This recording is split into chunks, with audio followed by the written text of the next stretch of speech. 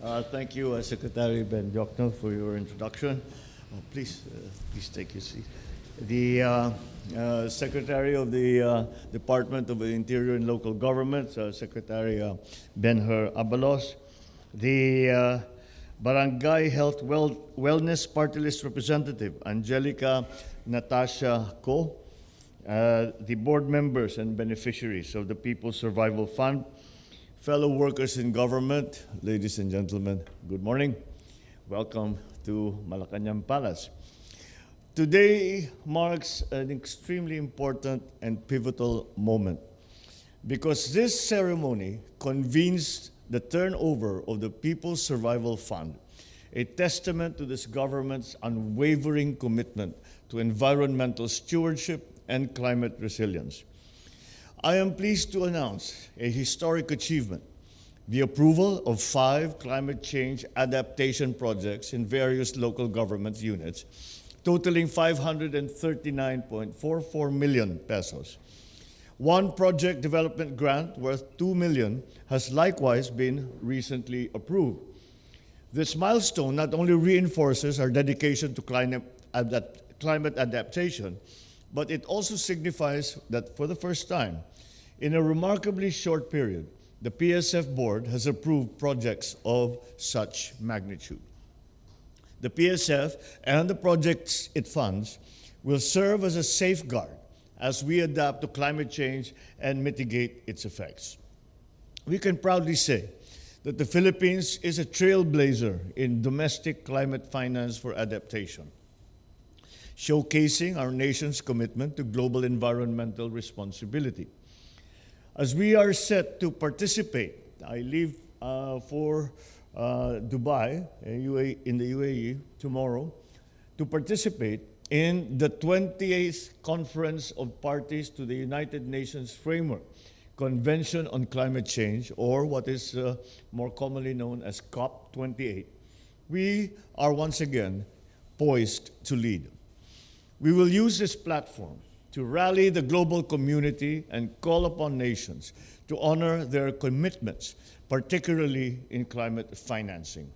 To the beneficiaries of the PSF, I extend my congratulations and our continuing support to all your efforts to mitigate and to adapt to the effects of climate change in our country.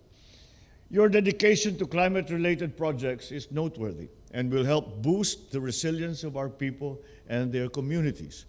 So I urge you to ensure the successful implementation of your respective projects, understanding that your efforts contribute greatly to our collective survival. You are not alone in this effort.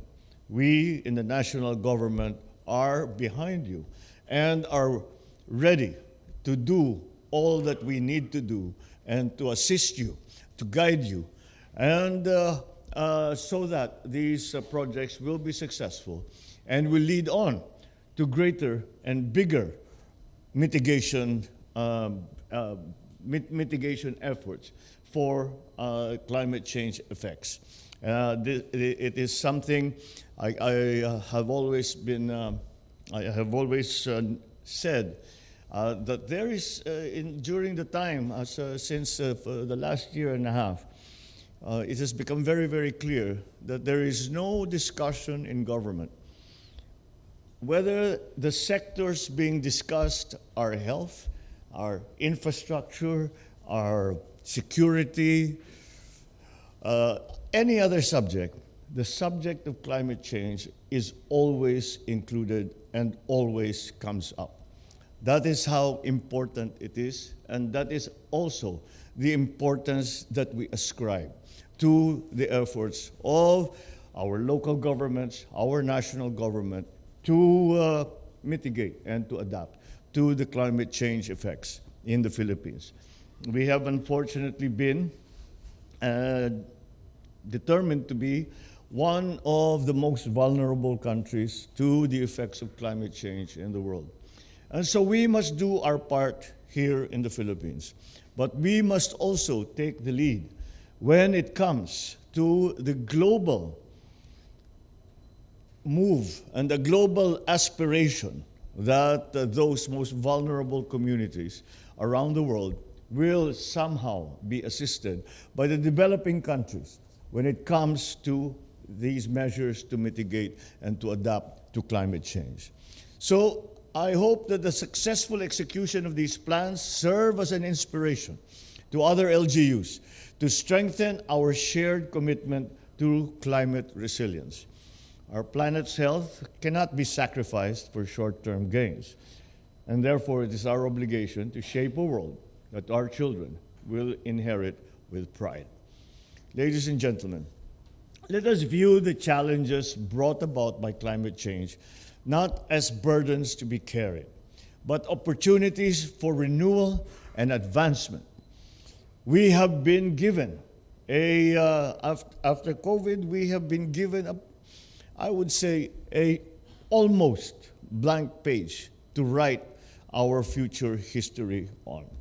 And that is the opportunity that I see. It now is up to us to formulate and put together and to implement and to bring to our local communities the effects of that effort to mitigate and to adapt to climate change. Through the PSF, we can realize our dream for a sustainable and climate-resilient Philippines. We can showcase the transformative change that a united people can achieve. So once again, congratulations to our beneficiaries. Mabuhay kayong lahat. Maraming salamat sa pagkabahagi ninyo ng bagong Pilipinas. Maraming salamat sa inyo at magandang umaga po sa inyo lahat. Thank you, Mr. President.